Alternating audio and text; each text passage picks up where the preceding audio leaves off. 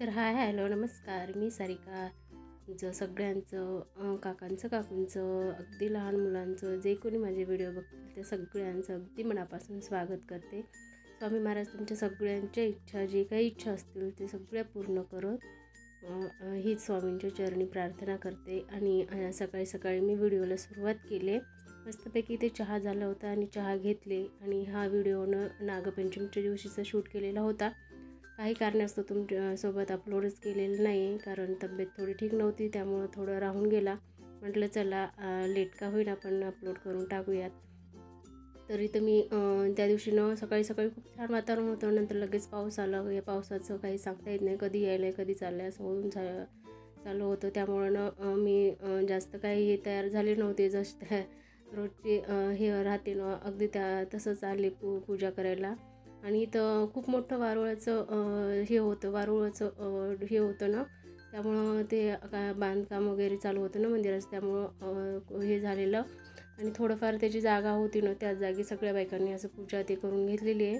आणि जसं जसं ज्यांचं झालं ते असं येऊन जाऊ लागले, कारण जास्त गर्दी नव्हती इथं, कारण पाऊस मध्ये मध्ये येत होता आणि थांबत होता. त्यामुळं मी माझं घरचं थोडंफार आवरलं आणि म्हटलं चला अगोदर जाऊन पूजा करून यावं मंदिरामध्ये आणि वारुळाचे ते. आणि इथे बघा, इथं भिंतीच्या खालून असं थोडं वारूळ निघालेले, कारण ती अगोदरची जागा होती ना, त्याच ठिकाणी सगळ्यांनी पूजा केलेली होती. आणि त्यानंतर मी इथे थोडीशी वडाची पूजा करून घेतलेली आहे. आणि आम्ही दरवेळेस असं आल्यानंतर वारुळाला पूजल्यानंतर इथं वडाची पूजा करतो.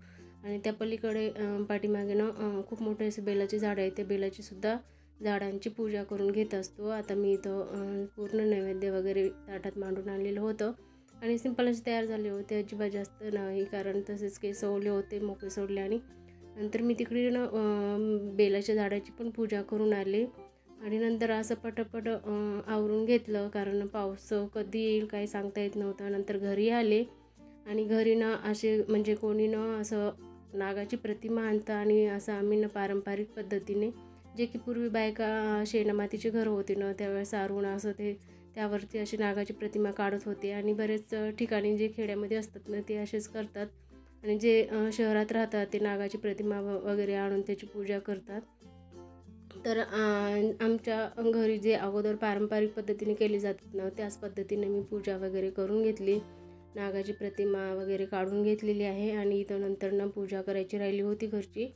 म्हटलं अगोदर बाहेर जाऊन वारुळाची देवांची महादेवांची पूजा करून यावं आणि नंतर घरची करता येते, कारण पाऊस खरंच त्या दिवशी खूप पडत होता. आणि इथं देवपूजा वगैरे माझी झालेली होती. आणि श्रावण महिन्यामध्ये मी जसं सुरू झालेला तसं शिवपाठ वाचत असते. म्हणजे तुम्ही कोणताही पोथी वाचू शकता, कारण हा महिना खरंच खूप पवित्र आणि तेवढाच पावन आहे. या महिन्यामध्ये तुम्ही जी कोणती सेवा करायची असेल महादेवांची तुम्ही करू शकता, कारण जे कोणती कामं वगैरे काही करायचे असतील तर ह्या महिन्यामध्ये बरेच जण करतात, कारण हा महिना खरंच खूप शुभ असतो. तर इथे मी शिवपाठ एक महिना असं वाचायचं ठरवलं आहे, कारण सुरुवातीपासून आता पूजा झाली की शिवपाठ वाचते.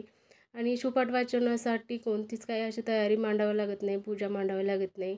जशी आपण रोजची देवपूजा करतो ना, तर त्याच पद्धतीने करायची. आणि नंतर छोटंसं पोथी असते शिवपाठाची, ती वाचन करायची, नंतर आरती म्हणायची, झालं. मग एवढंच नैवेद्य दाखवायचं आणि एवढंच असतं. त्यामुळे मी हे करत असते. तुम्ही जर कोणती ह्या महिन्यामध्ये कोणती तुम्हाला पोथी वगैरे वाचवायची असेल, किंवा जर शुक्रवारचं व्रत असतं ते करायचं असेल, किंवा एखादे वरद शंकराची पूजा करायची असेल, किंवा कोणतं 7 दिवसाचं पारायण करायचं असेल, तिथं तुम्ही या महिन्यामध्ये करू शकता. तर या पद्धतीने मी सर्व पूजा ते करून घेतली आणि शिवपाठ वाचत होते. आणि नंतर बाकीचे कामही मला आवरायचे होते, कारण स्वयंपाक बनवायचा होता. नैवेद्यापुरता मी स्वयंपाक बनवून घेतलेला होता आणि बाकीचा राहिलेला होता. आणि आज मला कालचा उपवास होता, जो की भावासाठी धरलेला. आता मला नंतर पूजा वगैरे करून तो पण सोडायचा होता. आणि नंतर सगळं करता करता मला खरं दुपारच झालेली होती.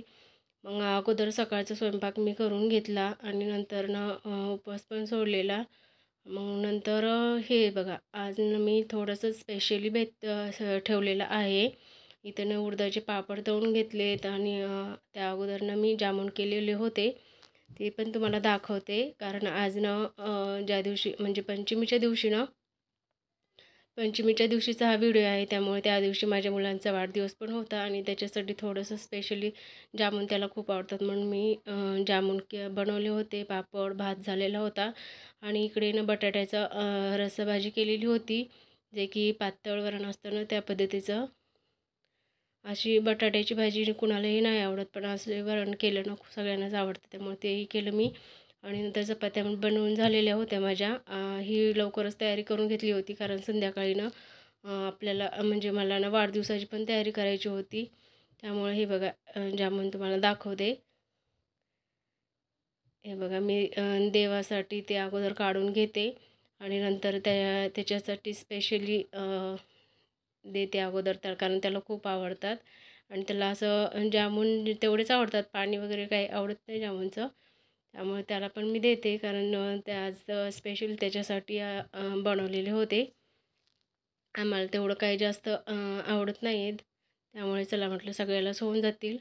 इथे माझा सगळा स्वयंपाक वगैरे झालेला होता आणि नंतरनं मला तयारी करायची होती. केक वगैरे सगळं अगोदरच आणलेलं होतं. ड्रेस, केक हे सगळे अगोदर तयारी केलेली होती ते. आणि बाकीचे जे राहिलेलं होतं ना थोडंफार डेकोरेशन, काही जास्त करायचं नव्हतं, घरच्या घरीच वाढदिवस करायचा होता. हे बघा, अशा पद्धतीने खूप छान असे झालेले होते जामून, अगदी परफेक्ट. याची पण रेसिपी मी तुमच्यासोबत नक्की शेअर करणार आहे. स्पेशली जामूनची एकदमच असे रसरशीत झालेले होते, अजिबात हे झालेले नाहीत. बघू शकता तुम्ही, खूप सुंदर झालेले होते आणि थोडेफार मुरायचे राहिलेले होते, त्यामुळे मी असं एका डिशमध्ये काढून घेतलेले होते आणि त्यावरती पाणी टाकून घेतले जामूनमधलं, जे की गोड पाणी असतं. आणि नंतर चला म्हटलं नैवेद्य पण दाखवून घेऊ आणि नंतर मुलाला पण देता येतील. तर माझा स्वयंपाक वगैरे झाला होता आणि अशी छानपैकी रेडी झालेले होते आणि साधं सिंपल असं डेकोरेशन केलेलं होतं. आणि आता केक पण आणलेला होता आणि असं औक्षण करून घेते, हार घालते त्याला. आणि असं छानपैकी असं आम्ही सेलिब्रेट केलेलं आहे त्याचा वाढदिवस. तर कसा वाटला तुम्हाला आजचा व्हिडिओ? जर आवडला असेल तर लाईक, कमेंट करा. कमेंट करून सांगा मला आणि व्हिडिओला सबस्क्राईब करायला मात्र विसरू नका. आता मी जसं ऑप्शन केलं होतं ना तसं सगळ्या माझ्या दोन्ही मुलीने केलेलं आहे आणि छोटी प्रांजलनं तिलाही करायचं होतं, तिनं पण करून घेतले अगदी सेम त्याच पद्धतीने जसं आम्ही केलं तसं. कारण तिला खूप हौस असते, आम्ही जसं करतो ना तसंच करायची. तर भेटूया नेक्स्ट व्हिडिओमध्ये. बाय.